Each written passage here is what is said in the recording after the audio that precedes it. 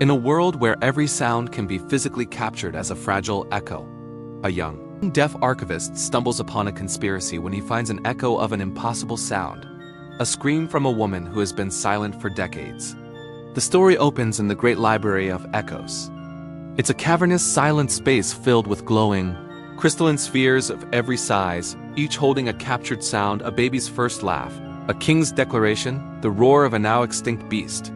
Kael moves gracefully through the aisles, his eyes sharp, cataloging new acquisitions. His world is one of sight and vibration. One day, a dusty, mislabeled crate arrives. Inside, nestled among common echoes of rainfall and wind, is a small, pulsating, dark red sphere. It's unlabeled. Intrigued, Kael takes it to a playback chamber room that visualizes sound as light patterns.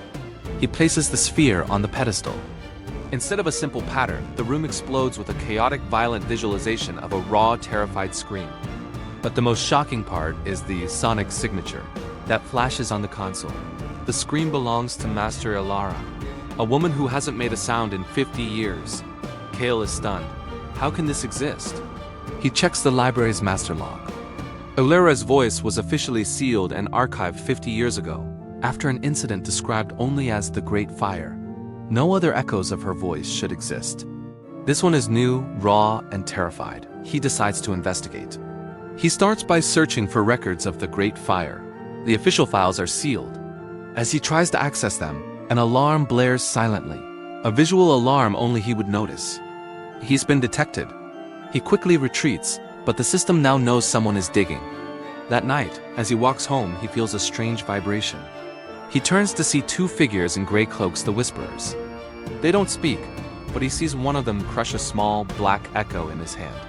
Suddenly, the world around Kael distorts. The sound of his own footsteps becomes deafeningly loud in his mind, the vibrations overwhelming him.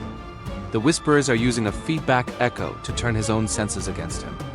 He collapses, disoriented, but manages to crawl into a crowded market. The chaos of the crowd breaking the Whisperers' focus. They retreat into the shadows. Shaken, Kael now knows he's in danger. He returns to the library, this time using his knowledge of its secret passages. He finds the sealed archive of the Great Fire. Inside he doesn't find documents, but a single massive, perfectly clear echo. It's an echo of pure silence, captured from the chamber where the fire took place. He realizes the truth. The fire wasn't just a fire. It was a sound purge. Someone used a powerful device to erase every sound in that wing of the library, and Elara was there. She didn't just become mute. Her voice was stolen. He needs help. He trusts one other archivist, an old friend named Finn. He shows Finn the screaming echo. Finn's face goes pale. He tells Kael to destroy it, that some things are better left buried. Kael refuses. The next day, Kael finds his personal archives ransacked. The screaming echo is gone. He confronts Finn, who confesses he took it, not for himself but for the Whisperers. They have his family. The Whisperers now have the echo. Kael realizes they don't want to hide it, they want to use it. They plan to broadcast the scream during the upcoming Festival of First Sounds, a major public ceremony. Broadcasting the scream of the revered Master Elara would cause mass panic and shatter the institution's credibility, allowing the Whisperers to seize control of the library and its power. Kael knows he can't fight them with sound. He must use their own methods against them. He races back to the archive of the Great Fire and takes the huge echo of pure silence. It's heavy, humming with contained emptiness. This is his only weapon. He arrives at the festival central broadcast spire just as the Whisperers are about to place Elara's scream on the amplifier. He confronts them. The leader reveals their motive. They believe sound is a weapon to be wielded, not a history to be preserved. They see Elara's silence as a weakness that must be exposed. A fight ensues. Kael, using his heightened senses, dodges their attacks. They try to use feedback echoes on him again, but he anticipates the vibrations. He fights his way to the amplifier. Just as the leader places the screaming echo on it, Kael slams the echo of pure silence down beside it.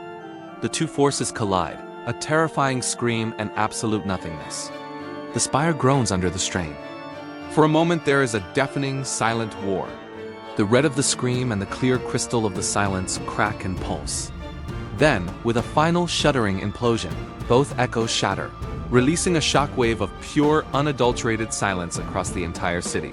all sound ceases. The festival goes quiet. The whisperers, their power broken, are captured in the ensuing confusion. In the aftermath, Kael stands before Master Elara. She looks at him, her eyes filled with a gratitude she cannot speak. She reaches out and touches the space where the echo of silence had been, then touches her own throat. A single tear rolls down her cheek. Then, for the first time in 50 years, a sound emerges from her lips. It's not a word.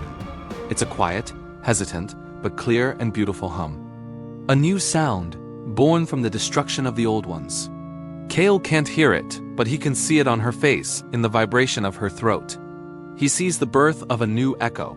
The story ends with Kael smiling, realizing that some sounds are not meant to be captured, but to be experienced, and that even in a world of silence, new voices can always find a way to begin.